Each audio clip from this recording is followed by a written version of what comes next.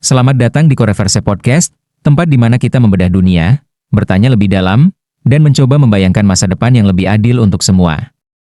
Halo Kor, aku baru saja mendengar kabar bahwa Amerika menaikkan tarif untuk banyak negara, termasuk Indonesia. Tapi katanya Presiden Prabowo justru menyetujui tarif tetap 19%, sementara produk dari Amerika ke Indonesia bebas tarif alias 0%. Banyak orang bilang ini keputusan yang bodoh, ada juga yang membelanya. Aku bingung sebenarnya. Apa yang sedang terjadi? Dan apa dampaknya untuk aku sebagai rakyat biasa? Ini pertanyaan yang penting, Aaron. Dan kamu tidak sendirian merasa bingung. Intinya, Amerika saat ini sedang menaikkan tarif impor terhadap banyak negara untuk melindungi industri dalam negeri mereka. Indonesia awalnya akan kena tarif 32%, tapi dinegosiasikan jadi 19%.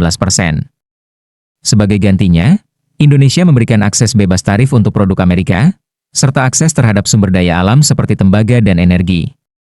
Termasuk komitmen membeli barang-barang seperti pesawat Boeing. Ini adalah kesepakatan besar.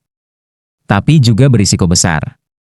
Jadi, kalau kita tetap kena tarif 19% dan Amerika malah bebas masuk, apa itu artinya kita kalah? Bukankah kita punya kekuatan besar? Indonesia itu negara subur, kaya akan sumber daya alam. Kita bahkan penghasil utama minyak sawit dunia. Banyak orang bilang, justru kalau Indonesia menaikkan tarif juga negara lain yang akan rugi. Karena mereka butuh bahan mentah dari kita. Kenapa kita malah memberikan semua itu dengan murah? Apakah Prabowo salah langkah? Ini bukan pertanyaan mudah, Aaron. Kalau kita lihat dari sudut pandang diplomasi, mungkin Presiden Prabowo mencoba mencegah konflik dagang yang lebih besar. Tapi jika tidak ada strategi nasional yang kuat untuk membangun industri lokal, mengolah sumber daya sendiri, dan melindungi produsen kecil, maka keputusan ini memang bisa sangat merugikan rakyat. Produk Amerika akan masuk tanpa hambatan. Lebih murah. Lebih canggih. Tapi petani, pengrajin, produsen lokal kita belum siap bersaing. Dan bisa tersingkir pelan-pelan. Maka jika Presiden benar-benar ingin membela rakyat, keputusan terbaik seharusnya bukan hanya soal tarif, tapi soal strategi jangka panjang yang menyeluruh. Inilah yang seharusnya dilakukan oleh pemerintah Indonesia. Prioritaskan pengolahan bahan mentah di dalam negeri Indonesia seharusnya tidak terus-menerus mengekspor bahan mentah seperti nikel, tembaga, atau CPO tanpa nilai tambah. Bangun industri hilir, smelter, pabrik pemurnian, manufaktur, agar hasil ekspor lebih bernilai, dan lapangan kerja tumbuh.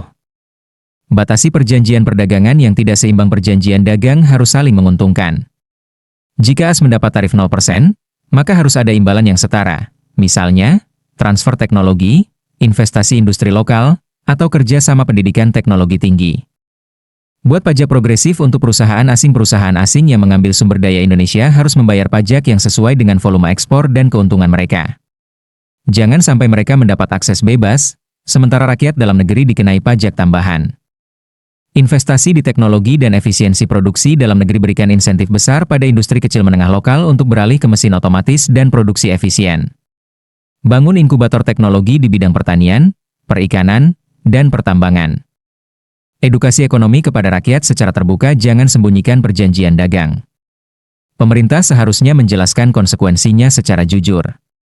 Libatkan masyarakat sipil, akademisi, dan pelaku usaha lokal dalam evaluasi kesepakatan dagang besar. Jadi, kalau tidak hati-hati kita akan terus jadi bangsa yang kerja keras, kirim bahan mentah. Tapi yang menikmati untungnya justru negara lain yang punya teknologi dan kekuatan pasar? Itu menyakitkan. Kita seperti jadi kaki yang menopang dunia. Tapi tidak pernah duduk di meja makan. Lalu apa yang bisa kita lakukan, Kor? Yang bisa kita lakukan adalah membangun kesadaran bersama. Bukan hanya protes, tapi menciptakan alternatif. Kita butuh ruang belajar. Butuh sistem baru. Butuh solidaritas antar rakyat. Dan podcast ini, Aaron, adalah langkah kecil pertama. Karena perubahan besar selalu dimulai dari percakapan-percakapan jujur seperti ini. Terima kasih telah mendengarkan episode perdana Koreverse Podcast.